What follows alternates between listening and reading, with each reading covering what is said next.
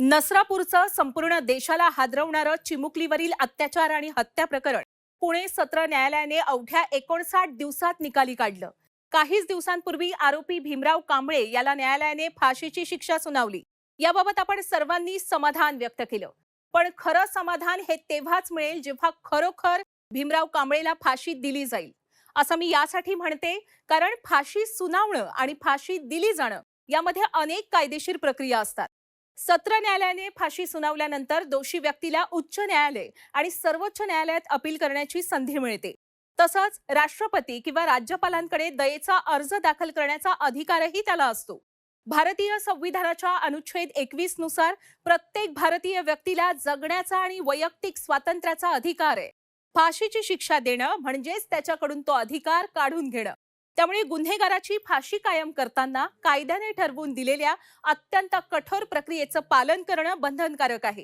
नवीन भारतीय नागरिक सुरक्षा संहिता 2023च्या कलम 407 नुसार सत्र न्यायालयाने फाशीची शिक्षा सुनावल्यानंतर ती उच्च न्यायालयाकडे मंजुरीसाठी पाठवणं अनिवार्य आहे।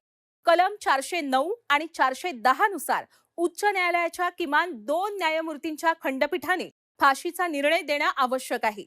उच्च न्यायालय ही फाशी कायम ठेवू शकतं, ती जन्मठेपेत बदलू शकतं किंवा आरोपीला निर्दोषही सोडू शकतं।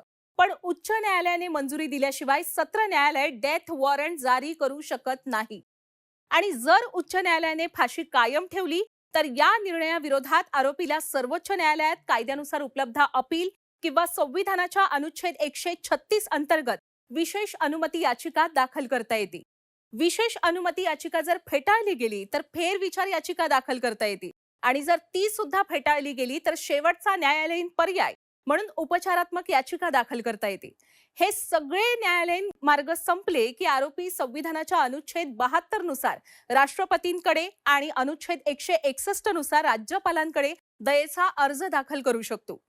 सर्वोच्च न्यायालयानं फाशीबाबत वेळोवेळी काही कडक कायदेशीर निकष तयार केलेले आहेत। त्यानुसार 2014 साली झालेल्या Shatrughan Chauhan versus union of India या ऐतिहासिक खटल्यात सर्वोच्च न्यायालयानं हे स्पष्ट केलं की दयेच्या याचिकेवर निर्णय घेण्यात झालेला अवाजवी विलंब म्हणजे संविधानाच्या अनुच्छेद 21चं उल्लंघन।